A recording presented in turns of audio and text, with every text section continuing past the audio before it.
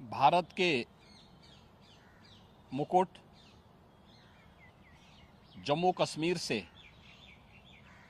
अनुच्छेद 370 और 35(1) का कलंक मिटाने के साथ ही भारतीय जनता पार्टी ने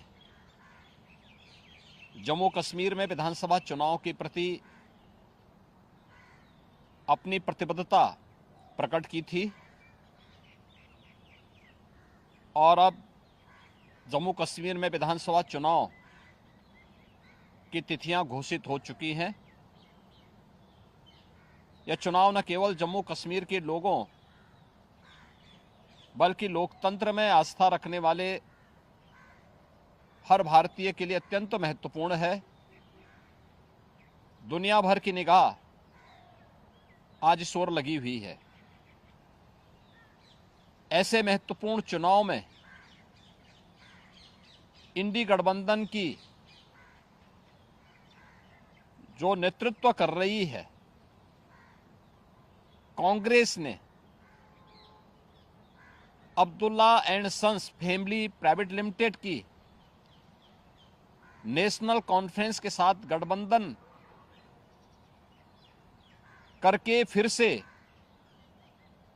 अपने राष्ट्र विरोधी मंसूबों को देश के सामने रख दिया है।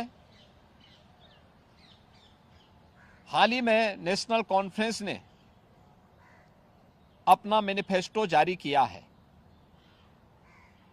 इसमें अनेक ऐसे बिंदु हैं जो भारत की एकता, भारत की अखंडता और राष्ट्रीय सुरक्षा के प्रति पूरे देश को आशंकित करती है। कांग्रेस और नेशनल कॉन्फ्रेंस का यह गठबंधन राष्ट्रीय सुरक्षा को लेकर के अनेक बड़े सवाल खड़ा करता है और भारतीय संविधान के प्रति सच्ची श्रद्धा और निष्ठा रखने वाले हर व्यक्ति को चिंतित भी करती है। मैं कांग्रेस के नेता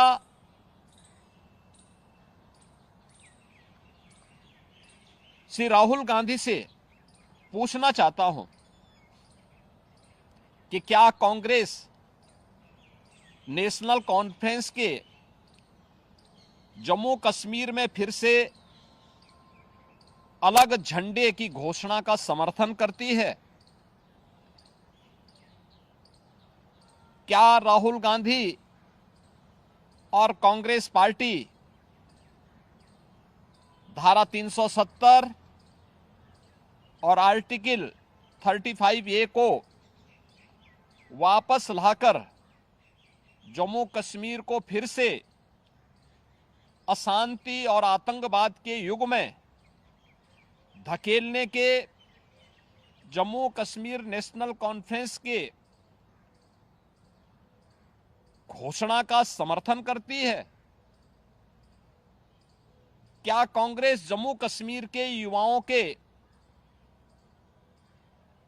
बदले पाकिस्तान के साथ वार्ता करके फिर से अलगाववादी ताकतों का समर्थन करती है? क्या कांग्रेस पार्टी और राहुल गांधी पाकिस्तान के साथ एलओसी ट्रेड शुरू करने के नेशनल कॉन्फ्रेंस के निर्णय से फिर से बॉर्डर पार से आतंकवाद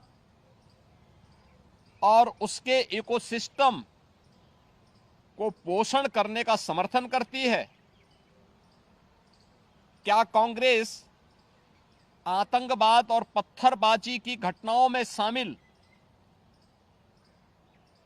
उन उपद्रवियों के परिजनों को फिर से सरकारी नौकरी में बहाल करके आतंकवाद, दहशतगर्दी और बंद के दौर को फिर से लाने का समर्थन करती है? इस गठबंधन से कांग्रेस का आरक्षण विरोधी चेहरा भी देश के सामने आया है। क्या कांग्रेस दलितों, गुर्जरों, बकरवाल और पहाड़ियों के आरक्षण को समाप्त कर फिर से उनके साथ अन्याय करने के लिए जम्मू कश्मीर नेशनल कॉन्फ्रेंस के वायदे का समर्थन करती है? क्या कांग्रेस चाहती है कि शंकराचार्य पर्वत, तख्त सुलेमान और हरि पर्वत कोहे मारन के नाम से जाने जाएं? क्या कांग्रेस जम्मू कश्मीर की अर्थव्यवस्था को एक बार फिर से भ्रष्टाचार की आग में झोंककर पाकिस्तान समर्थित गिने चुने परिवारों के हाथों में सौंपने का समर्थन करती है? क्या कांग्रेस पार्टी जम्मू कश्मीर नेशनल कॉन्फ्रेंस के जम्मू और घाटी के बीच भेदभाव की राजनीति का समर्थन करती है? क्या कांग्रेस और राहुल गांधी कश्मीर को ऑटोनॉमी देने की जम्मू कश्मीर नेशनल कॉन्फ्रेंस की विभाजनकारी नीतियों का समर्थन करती है? आजादी के बाद जम्मू कश्मीर के लोगों के ये कथित स्वयंभू भाग्य विधाता बन बैठे नेताओं को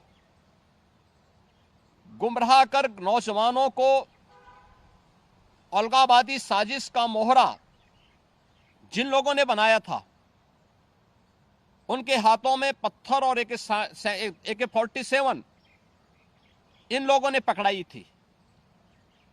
आज आदरणीय प्रधानमंत्री जी के नेतृत्व में जब जम्मू कश्मीर के नौजवानों के हाथों में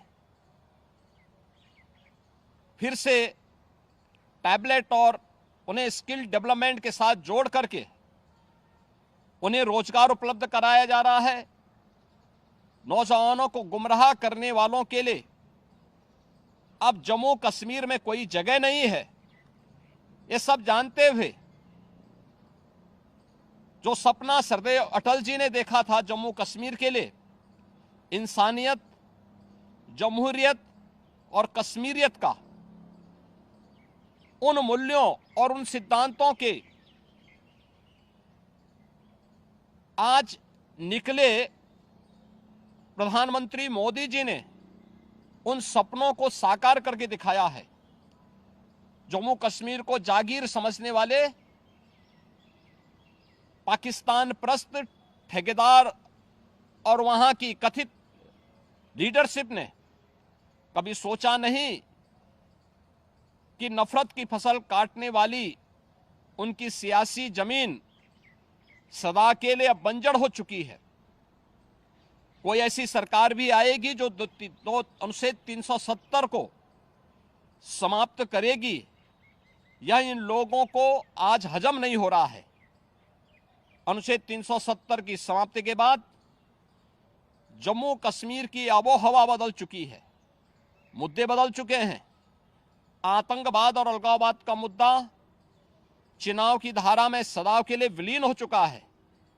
अब वहां विकास, रोजगार और पहचान की बात हो रही है, तो स्वाभाविक रूप से वोट के इन सौदागरों को कैसे अच्छा लग सकता है। और कांग्रेस का यह दुरभिसंधि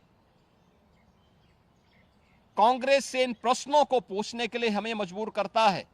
और इसीलिए मैं कांग्रेस के नेता से, राहुल गांधी से पूछना चाहूंगा कि वह देश के सामने इन प्रश्नों का जवाब दें।